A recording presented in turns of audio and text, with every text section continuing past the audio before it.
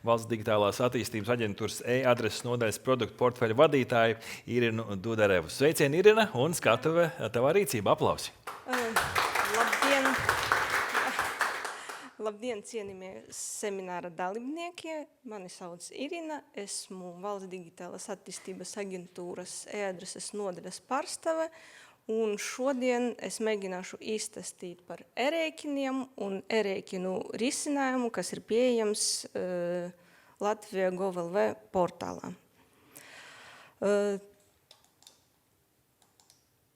Tātad, e-rēķini tiek ieviesti Latvijā ļoti pakāpeniski, un tad stājoties spēkā obligātumiem tiek pilnveidots arī e-rēķinu risinājums.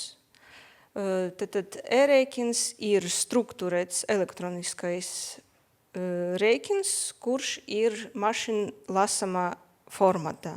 Un tas atšķirās no PDF vai papīra rēķina ar to, ka ielasot sistēmā XML rēķinu, tie visi dati tiek ielasīti automatiski un notiek izvairīšanās no pieļautajām kļūdām. Tātad Latvijā e-rēķinu formāts ir XML, un tam ir jāatbilst PEPL BIS billing specifikācijai.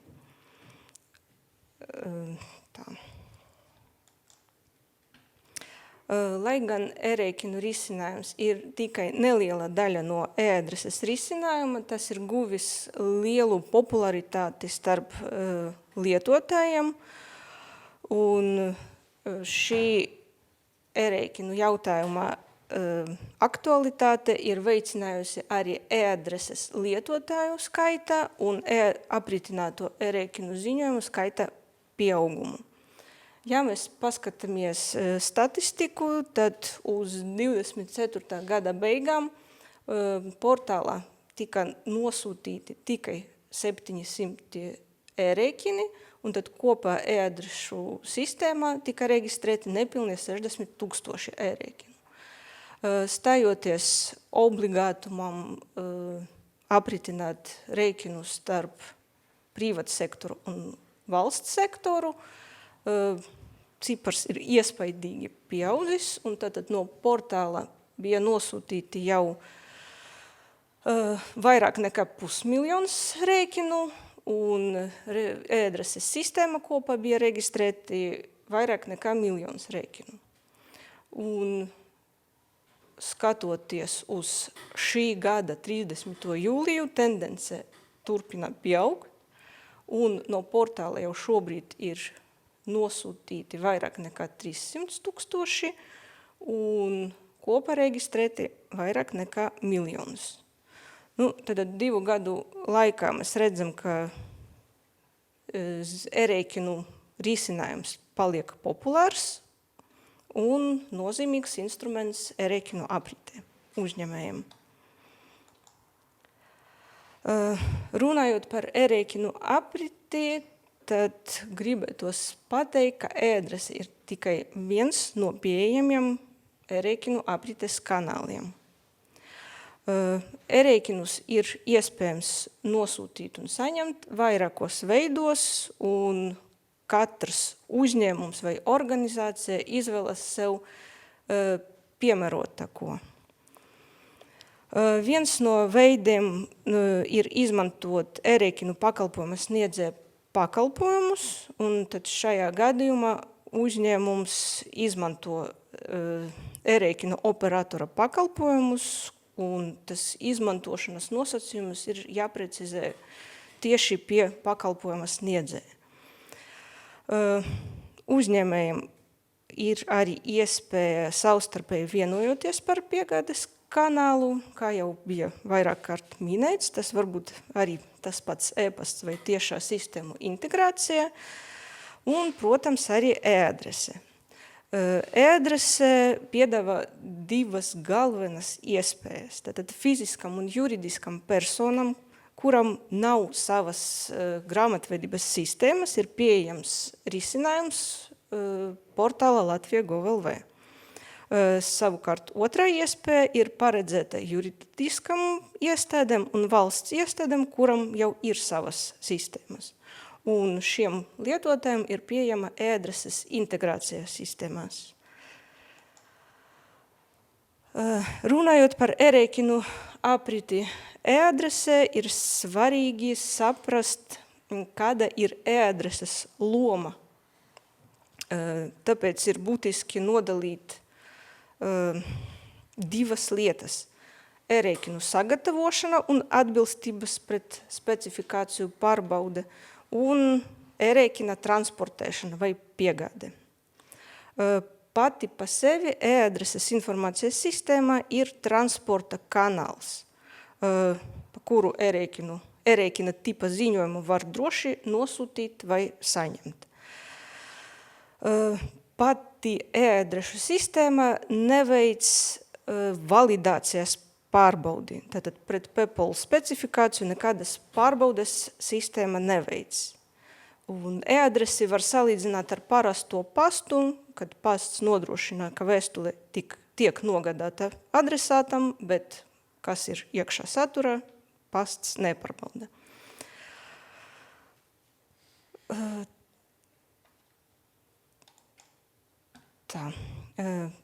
Bet šodienas galvenais stāsts mums būs par portāla Latvija Gov.lv pieejamo e-rēķinu izrakstīšanas risinājumu.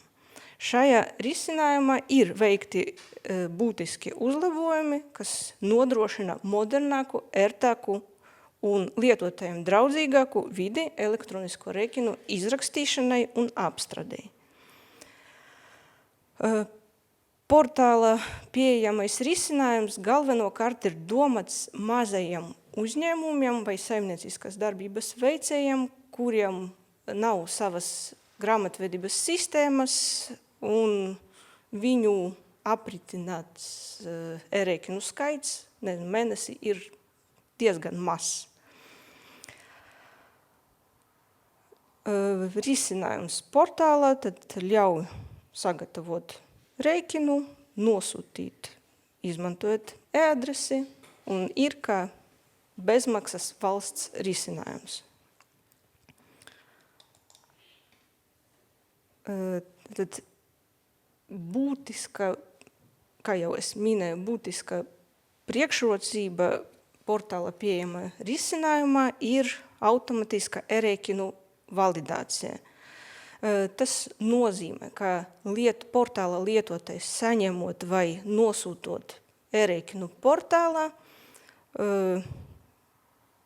tas rēķins tiek pārbaudīts pret PEPL specifikāciju un, ja rēķins neizies šo validāciju, tad attiecīgi rēķins nebūs piegādāts adresātam.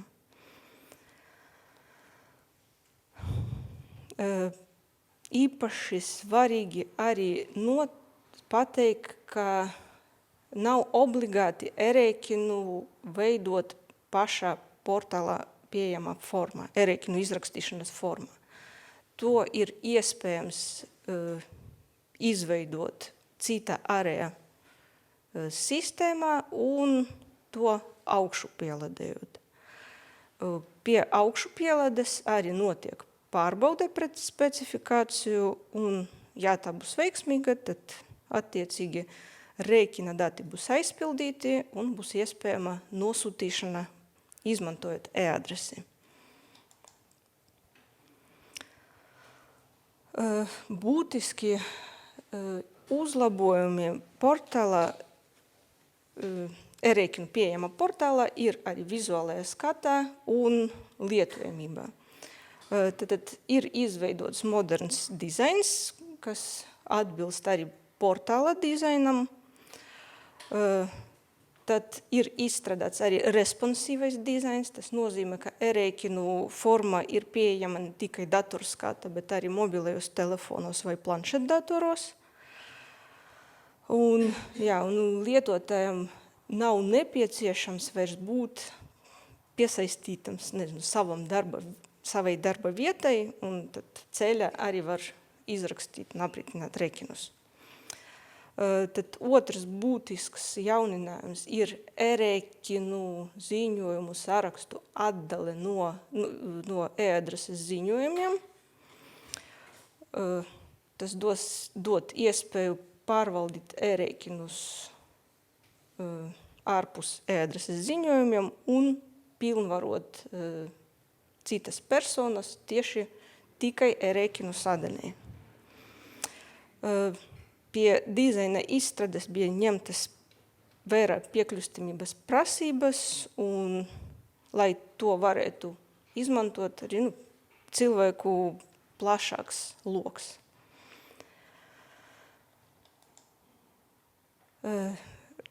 Runājot par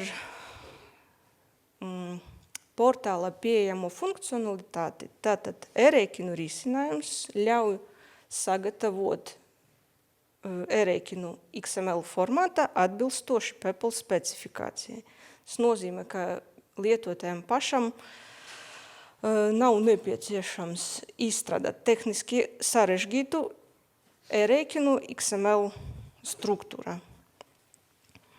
Tad lietotājs var nosūtīt rēķinus valsts iestādēm un arī saņemt rēķinus no valsts iestādēm. Šobrīd tikai no valsts iestādēm, bet nākotnē, kā jau bija minēts, sākot ar 28. gadu, būs pieejama arī aprite starp privātu sektoru.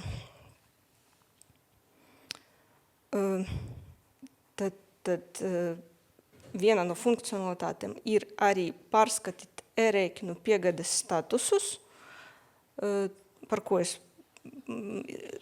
detalizētāk izstāstīšu vēlāk. Un tad vēl viena funkcionalitāte ir automatiskā e-rēķinu iesniegšana valsts ieņēmumu dienestam. Par to es arī mazliet vēlāk detalizētāk izstāstīšu. Un tad rēķinus var apskatīt PDF formātā. Tad, ja rēķins ir valīts un viņš ir ielasīts rēķinu risinājumā, tad automatiski tiek uzģenerēts arī cilvēku lasams formāts, lai ar to rēķina saturu varētu iepazīties. Bet, kā jau bija minēts, PDFs nav juridiski saistošs dokuments, līdz ar to XMLs ir galvenais.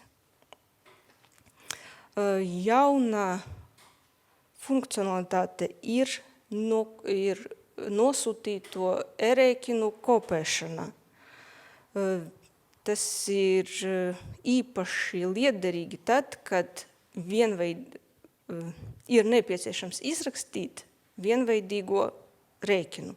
Tad jūs varat ieiet nosūtīto sarakstā, atvert nosūtīta rēķina detaļskatu un to nokopēt. Pie kopēšanas atversies jauna rēķina izveides forma jau ar ievadītiem datiem, kurus ir jāprecizē un attiecīgi jānosūta. Vēl viena, bet es jau par to minēju, jauna iespēja e-rēķinu risinājuma ir pilnvarot citu fizisko personu, piemēram, grāmatvedi, darbam tieši ar e-rēķiniem. Runājot par pašu e-rēķinu izrakstīšanas formu, tur arī ir veikti uzlabojumi, un uzlabojumu mērķis bija padarīt e-rēķinu risinājumu universālāku, bet tajā pat laikā vienkāršāku un ērtāku tiem lietotājiem, kuri izraksta rēķinus portālā. Un tad viena no jaunām iespējām ir rēķinu rindu kopēšana. Tas ir, kad jūs izrakstiet preci, ievadiet visus nepieciešamos datus, un nākama prece ir ļoti līdzīga, tur mainot to tikai cenu vai izmeru. tad ir iespēja nokopēt šo rindu, un tā būs pievienota e-rēķinu formā, kā jauna rinda, bet jau ar aizpildītiem datiem. Rēķinu risinājumā ir pievienoti arī jaunie rēķinu tipi. Konkrētajā gadījumā es arī vēlāk izstāstīšu par jauno rēķinu veidu pašrēķins. Tad ir realizēta arī pielikumu pievienošana pie XML rēķina. Tā par augšup ieladi es jau biju stāstījusi. Tātad ir iestrādāta arī automatiskā melnrakstu saglabāšana, kas nodrošina novērst datu zaudēšanu izrakstīšanas procesā. Tātad reizi minūte notiek automatiskā saglabāšana, un tas melnraksts būs pieejams e-rēķinu sadaļas melnrakstu sadaļā. Vēl viena ļoti praktiska iespēja ir šablonu saglabāšana. Tas arī ir īpaši svarīgs tad, kad ir vienveidīgie rēķini, un tos ir jāizraksta vairāk kārtīgi. Tad saglabājot šablonu un izvēloties to pēc tam no e-rēķina izrakstīšanas formas, tiks atverta rēķinu forma ar jau iepriekš sagatavotiem datiem, kurus būs jāprecizē un jānosūta.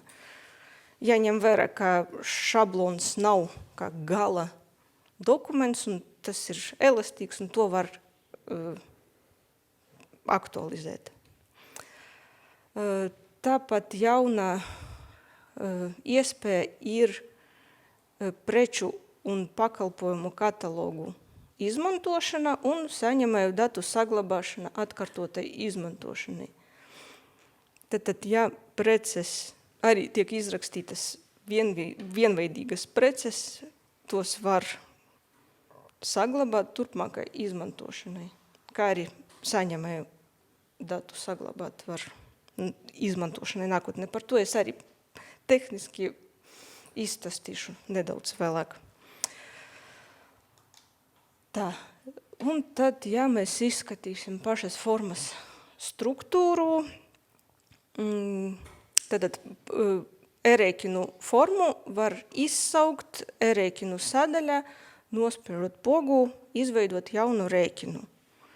Šī funkcionalitāte ir pieejama autorizētiem lietotājiem, kuriem ir izveidota e-adrese. Tad e-rēķina forma sastāv no 6 galveniem blokiem, kur katrā blokā ir jānorada konkrēta informācija, kas nepieciešama rēķina sagatavošanai. Šajos blokos tiek noradīta informācija par pašu rēķinu, piegādātāju, saņēmēju, precēm, aprēķinu un tā pielikumiem.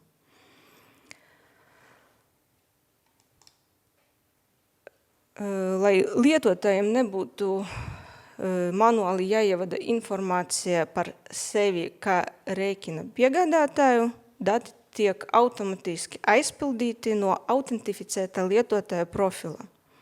Tātad, ja autentificēts lietotājs ir fiziskā persona, tad nosaukumā būs redzams vārds uzvārds un personas koda laukā būs ielasīts personas kods.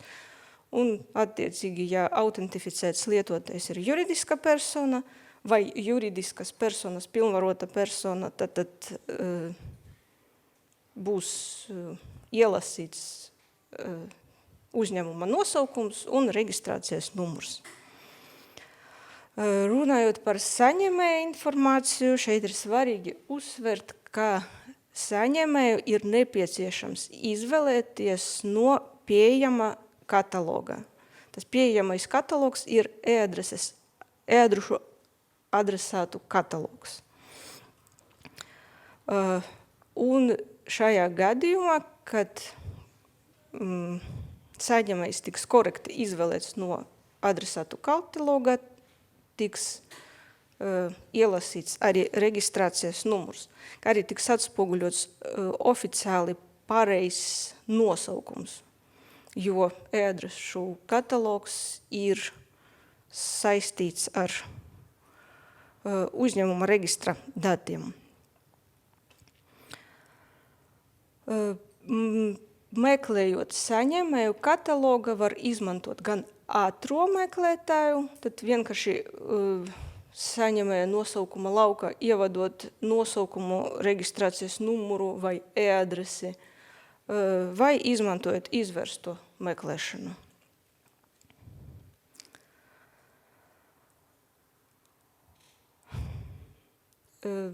Svarīgi uzsvert, ka reģistrācijas numurs gan saņēmējiem, gan piegādātājiem ir obligāts, un to obligātumu nosaka grāmatvedības likums, nevis PEPLs. Ja? Šajā gadījumā ir veikti pielāgojumi arī, risinājumi ir veikti pielāgojumi arī attiecībā uz grāmatvedības likuma noteiktajām prasībām.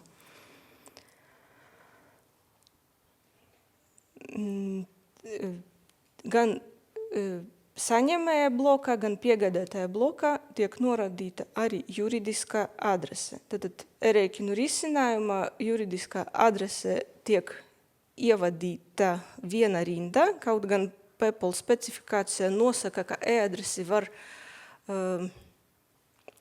norādīt arī vairākos elementos, piemēram, iela atsevišķi, pilsēta atsevišķi, tur pasta kods atsevišķi. Augšu pielādojot šāda veida XML-u e-rēķinu risinājuma, tad tas adreses elementa lauki tiek konsolidēti un tiek atspoguļoti viena rindiņa, kā ir redzams ekranā.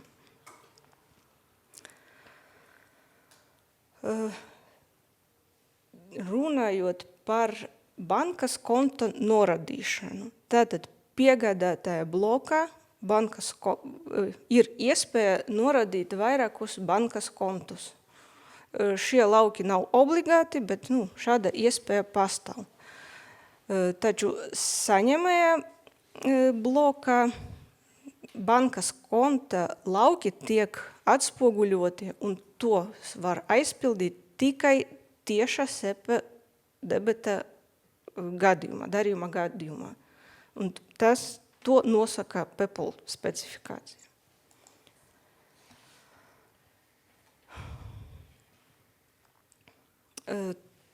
Tātad, lai e-rēķinu risinājums būtu piemērots arī sarežģītākajiem izrakstīšanas scenārijiem, tātad formā ir pievienoti un paslēpti, sākotnē forma paslēpti papildu lauki. Lai tos atvertu, ir nepieciešams atrast attiecīgo bloku, nospiest izvēles rūtiņu, un tad attiecīgi parādīsies tie papildu lauki. Visi papildu lauki ir aprakstīti un dokumentēti, un šīs dokuments šobrīd jau ir pieejams portālā Latvija.gov.lv e-rēķinu lapā, un šo lapu var atrast portālā Kajienē, kur ir baneri. Tur ir baneris par e-rēķinu izrakstīšanu, un tur ir raksts par e-rēķinu risinājumu, un tajā ir ievietots jau šīs dokuments, kurš apraksta katru formā pieejamo elementu. Gan atbilstība pret PEPL-u, gan tas nosaukums un ierobežojums gan tekstuāli, gan garumā, gan obligātums arī ir norādīts.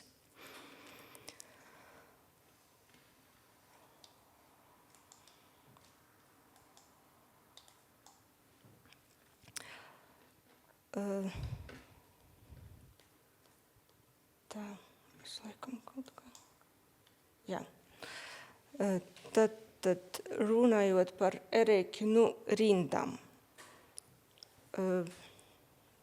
Formā obligāti ir jānorāda kaut vienu e-rēķinu korekti aizpildīto rēķinu rindu.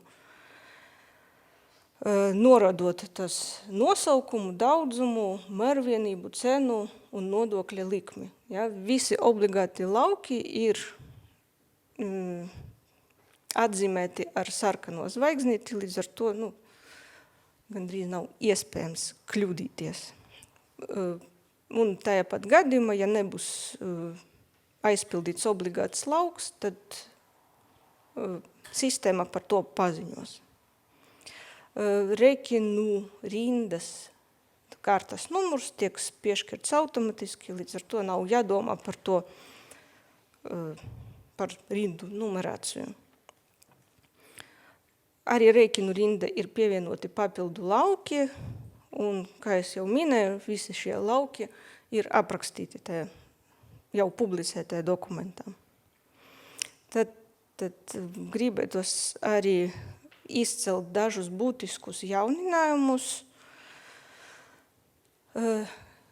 kas nodrošina, sakotnē rēķinu risinājuma nevarēja izrakstīt preci, ja cena pārsniedza 1 miljonu. Šobrīd šīs lauks ir dinamisks, tam ir 17 simbolu ierobežojums, taču izrakstīt šobrīd var 9 ciparus pirms komata. Ir modernizēta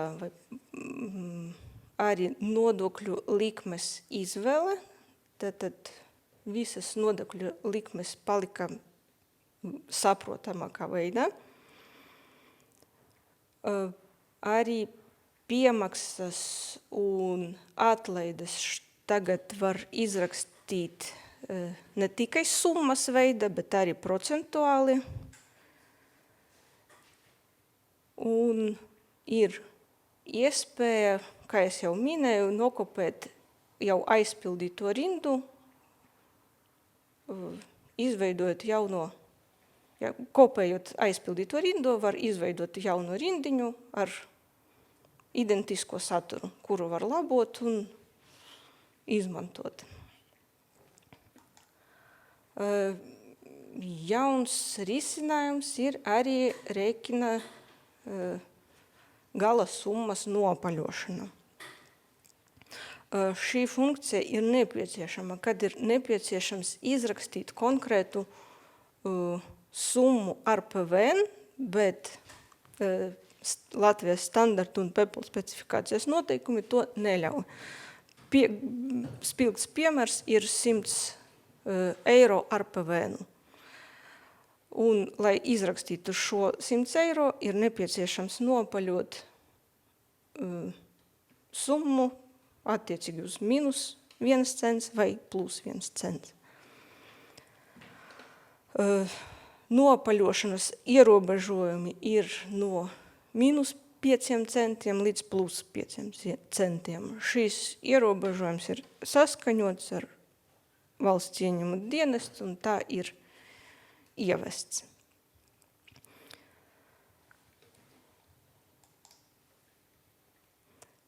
Vēl rēķinu risinājumi jauninājumi ir preču un pakalpojumu katalogs un saņēmēju saglabāšana izmantošanai nākotnē.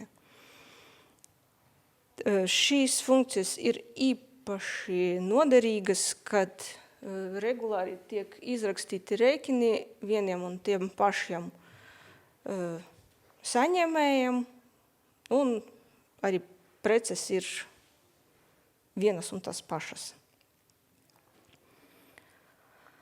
Tātad, lai saglabātu preci vai pakalpojumu katalogā, ir jāizpilda e-rēķinu forma pilno visus datus par attiecīgo preci, jānospiež saglabāt katalogā, tad atversies modelais loks, kurš piedāvās vai nu saglabāt preci kā jauno ierakstu, vai nu pārrakstīt jau esošo ierakstu gadījumā, ja tas ir zaudējis savu aktualitāti. Šablonu var izvēlēties no e-rēķinu formas. Augšā ir podziņa izvēlēties šablonu, atversies arī modalais loks, kura būs pieejams viss preču, iepriekš ievadīto preču saraksts.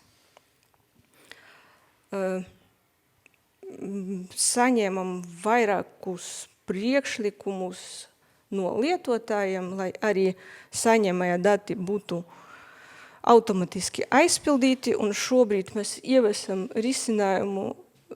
šādu risinājumu, ka vienu reizi aizpildot visu nepieciešamo informāciju par saņēmēju, saņēmēju bloka apakšā var noradīt, ka jūs vēlaties saglabāt ievadītos datus par saņēmēju, un tad turpmāk izvēloties tieši šo adresātu, visa jūsu aizpildīta informācija tiks atspoguļota formā.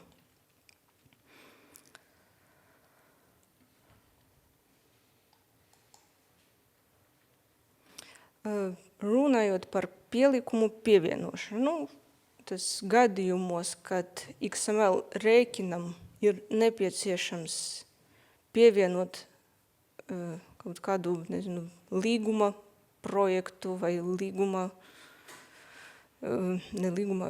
PN aktu, tad šāda iespēja ir arī pieejama. Tā ir pieejama arī rēķinu formā paša XML, tiek pievienojot pielikumu, tas tiek iekodēts pašā XML, un šos pielikumus var pievienot kā lokālo datni vai noradot derīgo saiti uz to. Pievienojot lokālo pielikumu, notiek antivīrusa pārbaude, lai jūsu pielikums būtu drošs. Gadījumā, ja tiks konstatēta kaut kāda neatbilstība vai vīrus, tad sistēma par to paziņos.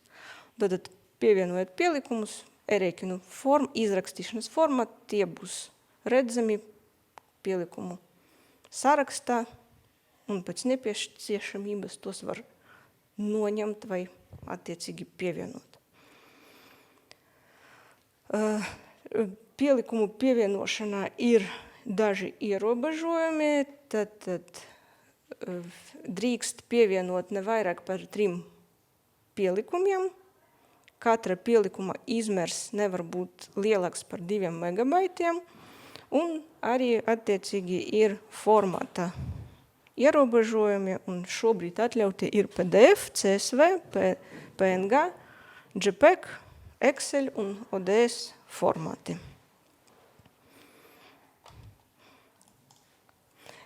Ir ievests arī jauns rēķina tips, kā pašrēķins, un šīs rēķina tips ir paredzēts situācijām, kad rēķinu izraksta nevis piegādātājs, bet saņēmējs.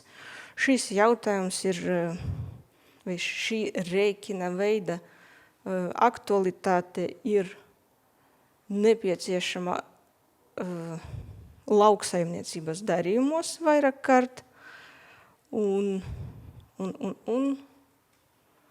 tad šajā gadījumā portālā autorizēts lietotājs, kurš raksta rēķinu, ir rēķina saņēmējs, kurš izraksta pats par sevi rēķinu un paziņo par to piegādātājiem. Un šajā gadījumā tieši piegādātāju ir jāmeklē adresātu katalogā, lai nodrošinātu to nosūtīšanu. Tātad par e-rēķinu šabloniem, es jau mazliet izstāstīju, tiek izrakstīti vienveidīgi rēķini, kurš, tur mainās tikai adresāts, tad to visu pilno rēķinu var saglabāt kā šablonu un attiecīgi izsaukt no rēķinu izrakstīšanas formas. Ja ir nepieciešams aktualizēt šablona pieejamos datus, tad atverot to šablonu, veicot izmaiņas, ir iespēja to pārrakstīt. Un arī ir pieejams e-rēķinu šablonu saraksts, un no šī saraksta arī var izsaukt to aizpildīto rēķinu. Vēl viena būtiska lieta, par kuru bieži prasa lietotāji, ir validācijas kļūdas. Lietotāji bieži vien nesaprot, ko nozīmē tie apzīmējumi, un tātad šie apzīmējumi ir ņemti, tie, kas ir iekavasti, te nav, vienkārši simbolu virkne, te ir tiešā atsauce uz konkrēto PEPL specifikācijas noteikumu, un zemak arī minēta tā vieta, kur ir e-rēķina sastapta tā kļūda. Tad šajā gadījumā, piemēram,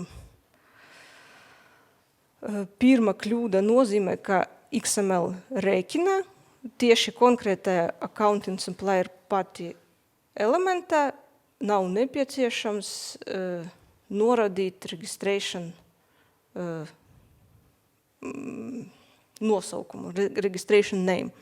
Un tas ir attiecīgi atbilstoši PEPL specifikācijas noteikumam UBLCR 169, un šīs neprecīzi norādīts lauks ir pieejams XML struktūra zem invoice elementa.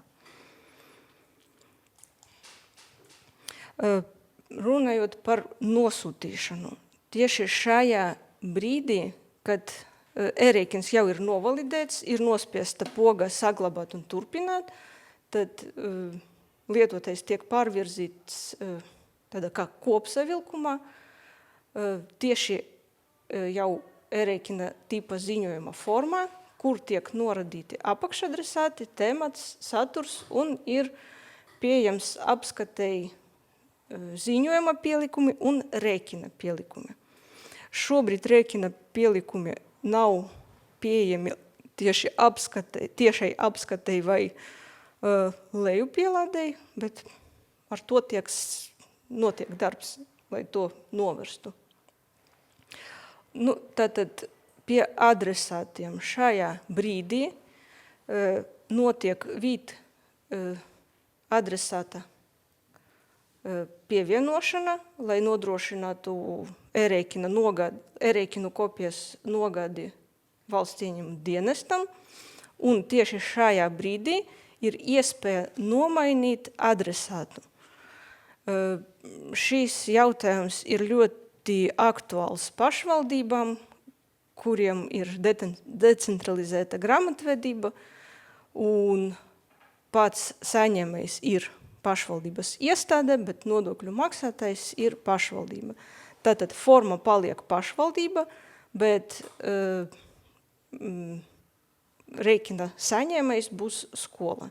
Tātad šeit nospiedot to krustiņu var izdzēst ielasītu, no e-formas ielasītu adresātu un ievadīt nepieciešamu. Tad pie veiksmīgas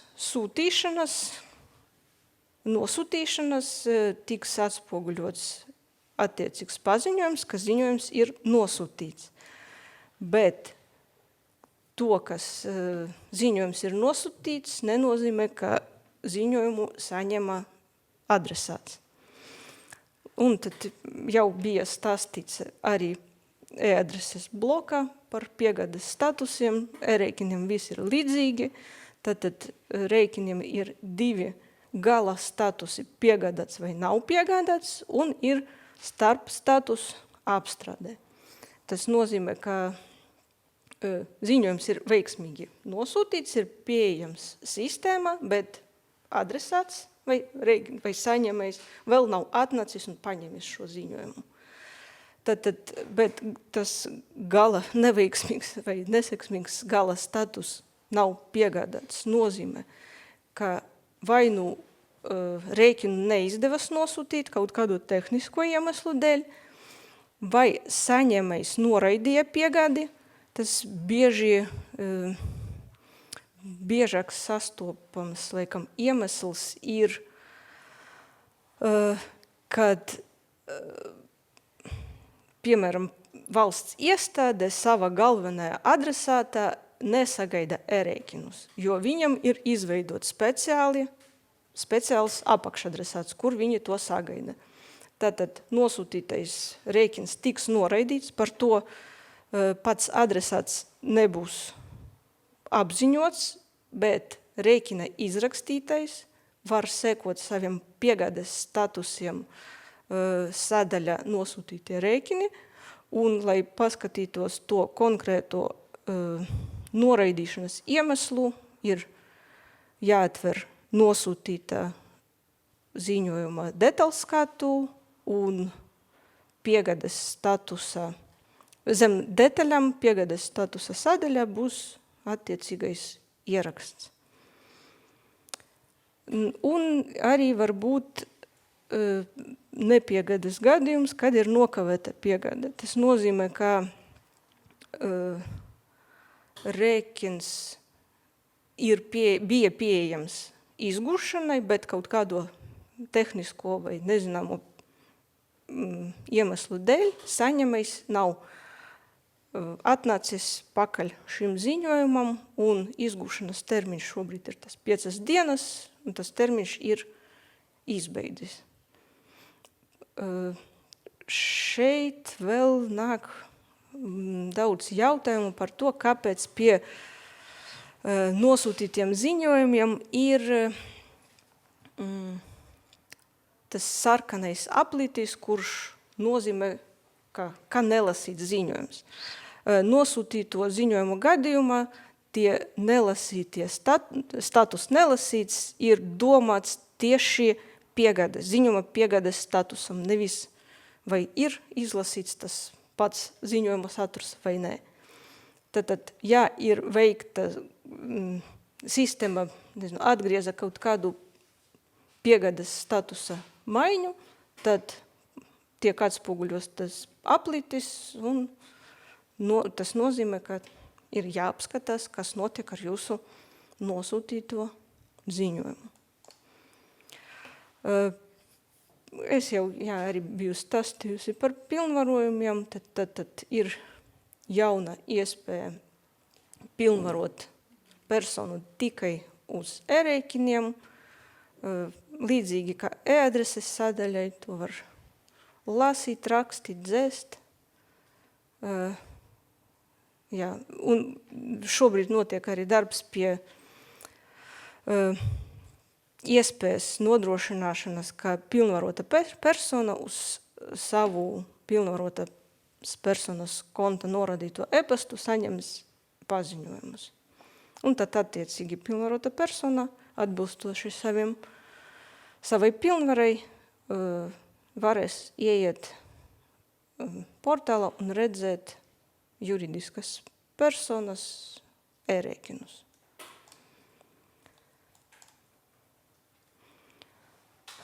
Tātad zināmie izaicinājumi mums bija pašvaldību decentralizēta grāmatvedība, tad sākotnēji rēķinu risinājuma bija nodrošināts tā, ka XML iekšā norādīts adresāts sakrīt ar e-adreses ziņojuma adresātu. Bet tā kā praksē ir ne tā, kā ir teoretiski, bija nolemts pilnveidot mūsu risinājumu, un tad pēdējā soli pie nosūtīšanas ir iestrādāta iespēja mainīt adresātu, neietekmējot jau XML saturu. Tad arī zināmais izaicinājums bija vadlīniju trūkums, bija jāveic pilnīgi visa pilna analīze. Tad vēl sākotnēji bija arī lietotāju nesaprašana par vītkopiju, un lietotāji nesaprata, ka vītkopija tiek nogādāta automatiski, un lietotāji izrakstīja rēķinus gan adresātam, gan vidam valsts ieņēmuma dienestam atsevišķi. Un no tā, veidojas tie rēķinu duplikāti. Mēs mēģinām ar katru komunicēt, bet, šādas problēmas arī pastāv. Tad daudz jautājumu bija par saņēmēja bankas kontas noradīšanu. Par šo es jau arī minēju, ka atbilstoši specifikācijai saņēmēja bankas konts tiek noradīts tikai tiešā SEPA debeta darījumos. Par nekorekti izrakstītiem rēķiniem kolēģi jau izstāstīja, ka, ir nekorekti izrakstīts, tad jāraksta kredītrēķinu un tad jāraksta jauno. Pieaugot e-rēķinu risinājuma popularitātei, protams, arī pieauga klientu pieprasījumu skaits, un mēs ļoti lūdzam būt pacietīgiem, un mēs visus uzklausam, visam mēģinam palīdzēt, bet, pieteikumu ir daudz vairāk nekā ir darbinieku, diemžēl. Bet, mēs nevienu nepalaidīsim garam, mēs pakāpeniski visu analizējam, visu ieviešam. Un nobeigumā runājot par attīstību, tad šobrīd notiek liels darbs pie saziņas paplašināšanas starp biznesa segmentu, notiek arī portāla pielāgojumi, un ceram, ka tuvākajā nākotnē jau būs pieejams brīvprātīgai režīmā risinājums arī biznesa segmentā. Tad par pielikumu pieejamību. Mēs šobrīd pastāv problēma, ka XML-am pievienotie pielikumi nav pieejami no ziņojumu detaļskatiem. Šīs jautājums arī tiek risināts. Un notiek arī lietojamības uzlabojumi, īpaši rēķiniem ar lielo rindu skaitu. Būs pieejamas vairākas lietas, tostarp poga uz apakšu, lai augšu pielādējot rēķinu ar 100 rindiņam, varētu uzreiz novirzīties uz leju pie saglabāšanas un validēšanas. Un arī šobrīd notiek darbs pie atsevišķa e-pasta paziņojuma izstrādi tieši e-rēķiniem, lai nemulsinātu cilvēkus, lai cilvēki nemeklētu rēķinu e-adreses sadaļā un būtu nepārprotami saprotams, kas tas par rēķinu un kur viņu meklēt. Un tad pēdējais slaids, runājot par atbalstu, paša e-rēķina risinājuma vai e-rēķinu apraksts e-adreses joma ir pieejams Latvijā Gov.lv portālā, augšējā izvēlne e-adreses sadaļā, tur ir gan par e-adresi sadaļas, gan par e-rēķiniem e-adresē. Tātad minēta, jau iepriekš minētais saraksts ar formas elementiem ir pieejams atsevišķajā lapā, kas ir pieejams sākuma lapā zem baneriem. Par bet par instrukcijām mēs vēl piedomāsim, kā to visu apvienot tā, lai būtu uztveramāk. Un līdz ar rēķinu risinājuma pilnveidojumiem tiks papildināta arī visa pieejama informācija. Un tad par tehniskiem jautājumiem, kas ir saistīti ar kļūdām e-rēķinu risinājumā vai e-adresē, tad lūdzam uzdot rakstiski, rakstot uz portāls@vda.gov.lv, un arī pēc ziņojuma nosūtīšanas aicinām novērtēt mūsu izstrādāto risinājumu. Šīs atsauksmes mēs arī analizējam un ieviešam. Jā. Paldies! Paldies! Paldies, Rīna! Aplausi! Milzīgs informācijas apjoms un ļoti daudz detaļas, bet detaļām ir nozīme. Pamēģināsim atbildēt vēl uz pāris populārākajiem skatītāju jautājumiem, jo es domāju, ka šeit šobrīd ir vairāk jautājumu, nekā mums jau ir laiks, bet tas ir labi. Es domāju, ka cilvēkiem rūp un kolēģi arī atbildēs uz tiem, ko nepaspēsim rakstiski. Bet populārākais jautājums šobrīd, kas attiecās uz e-rēķiniem. Inese vaicā, kāpēc netiek nodrošināta kontrole no sistēmu puses, vai rēķina saņēmējs ir vai nav PVN maksātājs? Tiek saņemti strukturēti rēķini ar kļūdaini norādītu rekvizītu PVN maksātājs, ja iestāde nav PVN maksātājs? Jā, šobrīd mums nav kontroles ar ārējo sistēmu. Mēs no e-adresu kataloga nevaram dabūt informāciju par to, vai ir vai nav konkrēts adresāts PVN maksātājs. To ir iespējams, kā es jau minēju, izdarīt katram lietotājam atsevišķi, saglabājot saņēmēja datus nākotnē. Bet tas ir nākotnē paredzēts, tāda iespēja varētu būt? Šobrīd nevaru komentēt, jo te ir integrācija ar ārējo sistēmu. Jā, šobrīd. Labi. Tad vēl viens jautājums. Kad tiks izveidots e-rēķinu adrešu reģistrs? Kā nodrošināt, lai galvenās e-adreses e-rēķini tiek automātiski pārsūtīti uz e-rēķinu e-adresi? Sarežģīts uzdots jautājums, bet saprotu, ka jautājums ir par adresātu sarakstu, ko mēs jau pieminējām arī iepriekš, vai ne? Jā, un šobrīd mums nav informācijas, kur katra iestāde, tā kā jau bija minēts, mums adresātu ir ļoti daudz, vairāk nekā 1 miljons, un mēs nezinām, kurš katra iestāde vai uzņēmums sagaida rēķinus, jo risinājumu un e-adreses integrācijas scenāriju ir tik daudz, ka tiešām to nevar apkopot. Te vēl viens laikam jautājums saistībā ar to PVN numuru. Šeit kāds klausījies raksta, ka esot obligāts tas PVN lauks, bet ja tas saņēmējs nav PVN maksātājs, vai tiešām tas ir obligāts? Varbūt nav obligāts, bet pēc noklusējuma tiek pielikts keksis, ka ir. Līdz ar to ir jānoņem, ja tu neesi PVN maksātājs. Redz kā, pavisam vienkārši. Tā, skatāmies vēl kādu jautājumu.